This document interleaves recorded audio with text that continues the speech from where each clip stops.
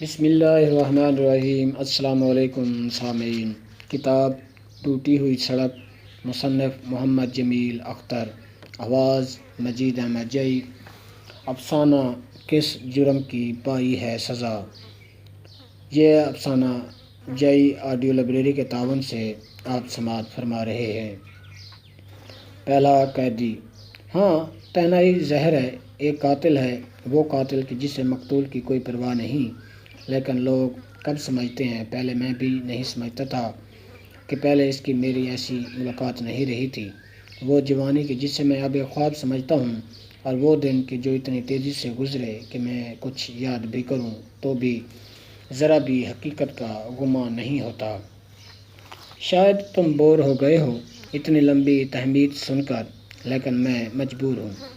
تنہائی نے مجھے فلسفی بنا دیا ہے۔ تمہیں اب اس بیرک میں میرے ساتھ رہنا تو میرا خیال ہے کہ ہمیں ایک دوسرے کے بارے میں معلوم ہونا چاہیے۔ کیا تم میری کہانی سنو گے؟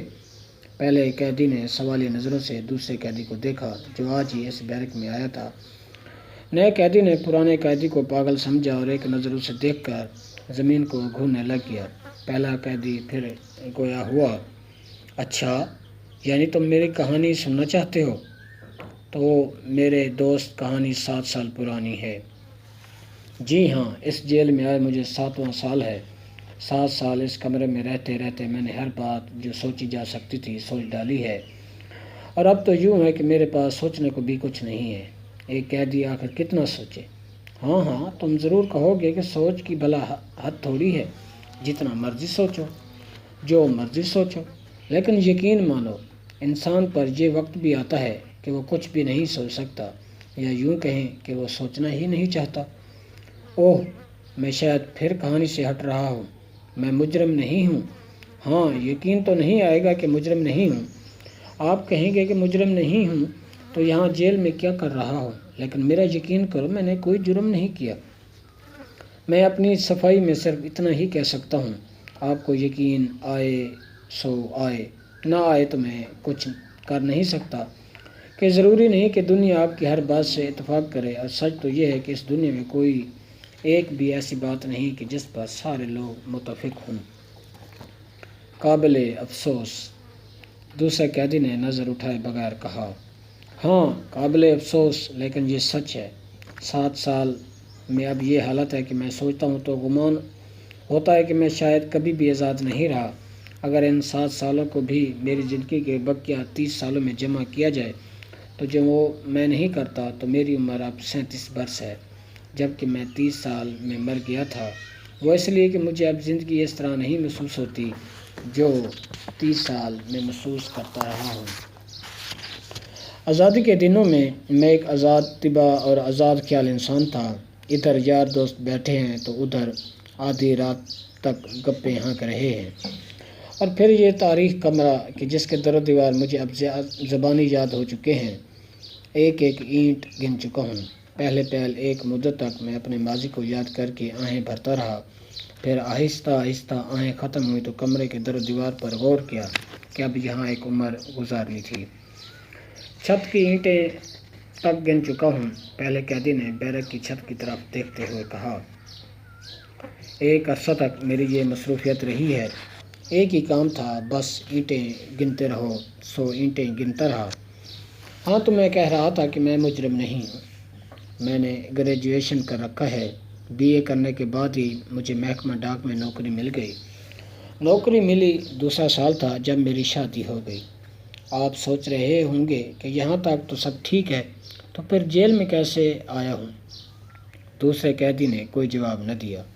ہاں، سنیے تو، شادی کے 2 سال بعد میرا بیٹا پیدا ہوا، گویا کہ رونق بھی ہو گئی، اور پھر جب اس نے چلنا سیکھا میں کتنا خوش ہوتا تھا اسے چلتا دیکھ کر۔ میں وہ خوشی شاید لفظوں میں بیان نہ کر سکوں۔ کبھی کبھی لفظ ہار جاتے ہیں اور جذبات کی جیت ہو جاتی ہے۔ کہانی اس دن شروع ہوتی ہے جب ایک دن میرا پیارا بچہ سیڑھیاں چڑھ رہا تھا اور اس کا پاؤں پھسلا اور وہ زمین پر آن گرا۔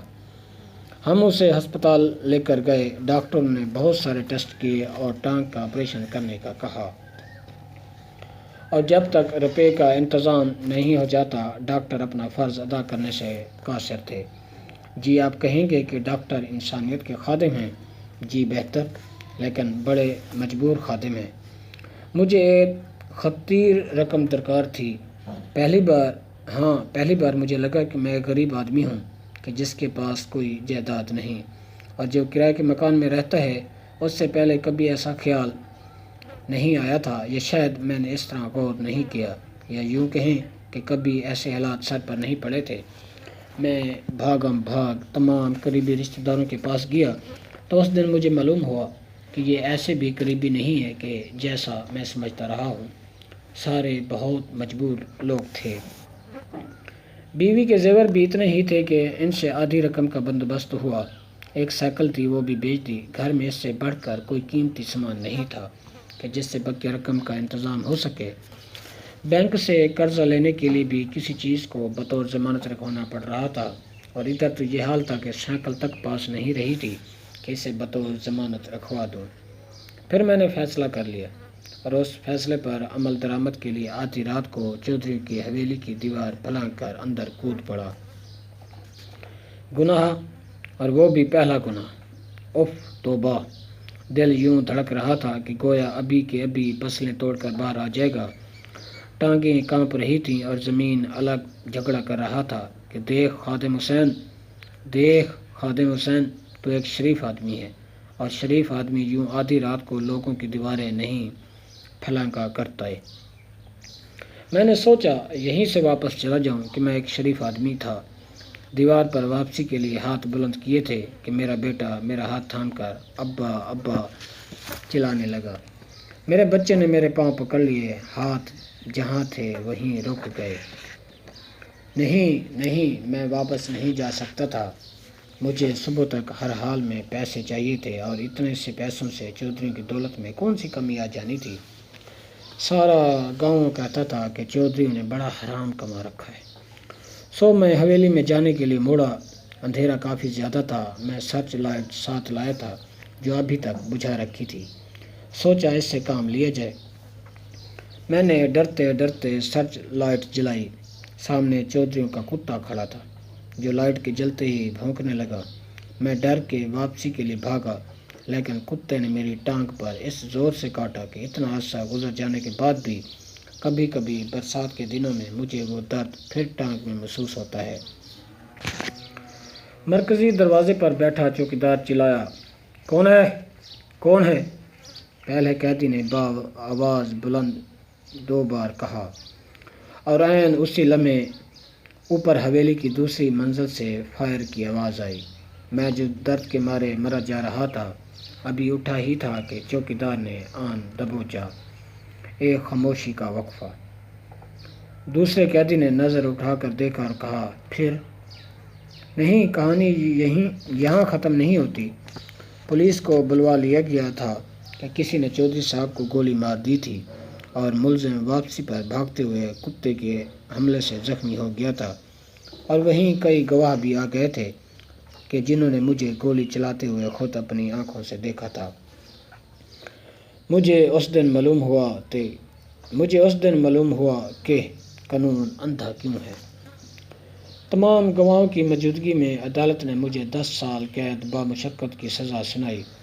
دوسرا قیدی پریشانی میں گویا ہوا، ختم؟ نہیں، کہانی یہاں بھی ختم نہیں ہوتی۔ چودھری صاحب کو فوراً ہسپتال پہنچایا گیا، اور ڈاکٹروں کی انتھک محنت رنگ لائی اور ان کی جان بچی۔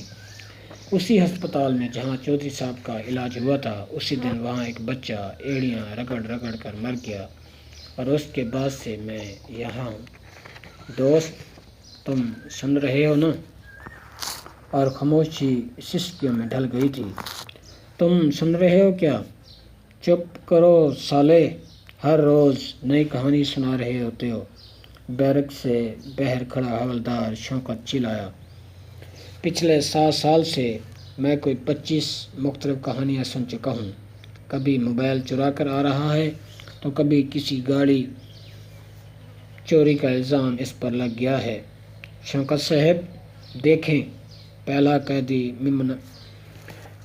منایا، چپ کر جھوٹا آدمی۔ نہیں، میں جھوٹا نہیں ہوں۔